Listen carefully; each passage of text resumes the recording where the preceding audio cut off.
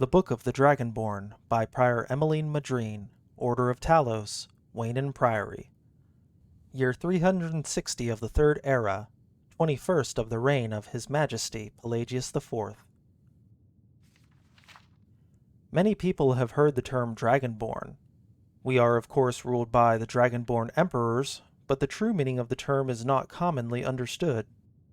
For those of us in the Order of Talos, this is a subject near and dear to our hearts, and in this book I will attempt to illuminate the history and significance of those known as Dragonborn down through the ages. Most scholars agree that the term was first used in connection with the Covenant of Akatosh, when the blessed Saint Alessia was given the Amulet of Kings and the dragonfires in the Temple of the One were first lit. Akatosh, looking with pity upon the plight of men, drew precious blood from his own heart and blessed Saint Alessia with the blood of dragons, and made a covenant that so long as Alessia's generations were true to the dragon blood, Akatosh would endeavor to seal tight the gates of Oblivion, and to deny the armies of Daedra and undead to their enemies, the Daedra-loving Ayleids. Those blessed by Akatosh with the dragon blood became known more simply as Dragonborn. The connection with the rulers of the Empire was thus there from the beginning. Only those with the dragon blood were able to wear the Amulet of Kings and light the dragonfires. All the legitimate rulers of the Empire have been Dragonborn, the emperors and empresses of the first Cyrodiilic Empire founded by Alessia, Reman Cyrodiil and his heirs, and of course Tiber Septim and his heirs, down to our current emperor, His Majesty Pelagius Septim IV.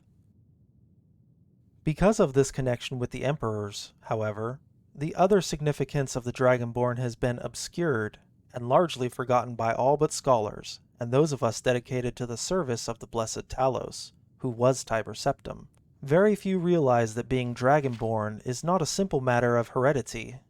Being the blessing of Akatosh himself, it is beyond our understanding exactly how and why it is bestowed.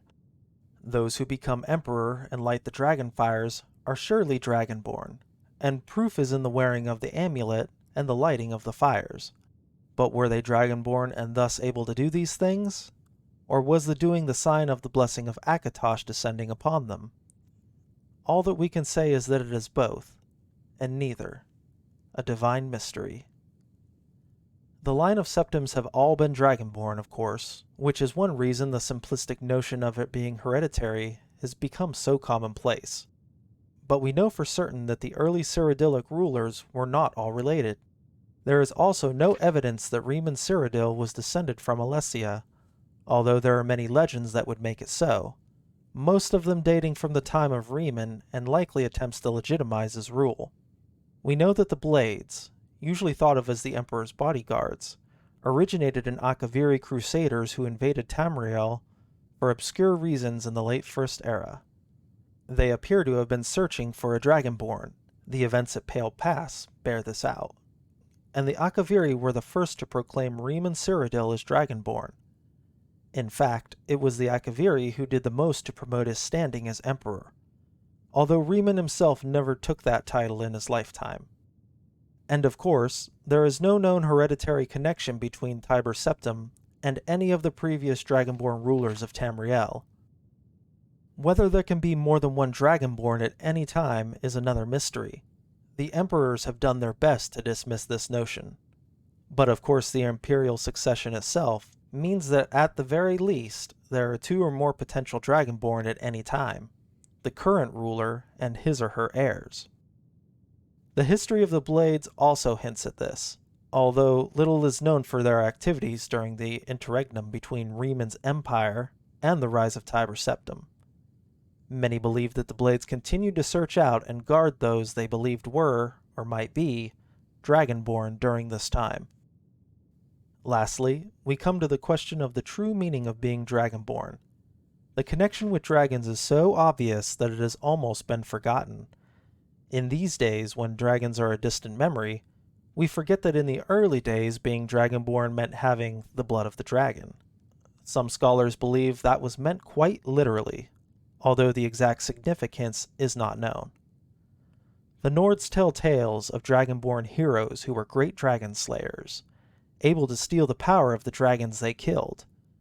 Indeed, it is well known that the akaviri sought out and killed many dragons during their invasion, and there is some evidence that this continued after they became Reman Cyrodiil's Dragon Guard. Again, the connection to the dragons, the direct predecessor to the blades of today. I leave you with what is known as the prophecy of the Dragonborn. It's often said to originate in an Elder Scroll, although it is sometimes also attributed to the ancient akaviri. Many have attempted to decipher it, and many have also believed that its omens have been fulfilled, and that the advent of the last Dragonborn was at hand. I make no claims as an interpreter of prophecy, but it does suggest that the true significance of Akatosh's gift to mortal kind has yet to be fully understood. When misrule takes its place at the 8 corners of the world, when the brass tower walks and time is reshaped, when the thrice-blessed fail and the red tower trembles, when the Dragonborn ruler loses his throne and the white tower falls, when the snow tower lies sundered, kingless, bleeding, the World Eater wakes, and the wheel turns upon the last Dragonborn.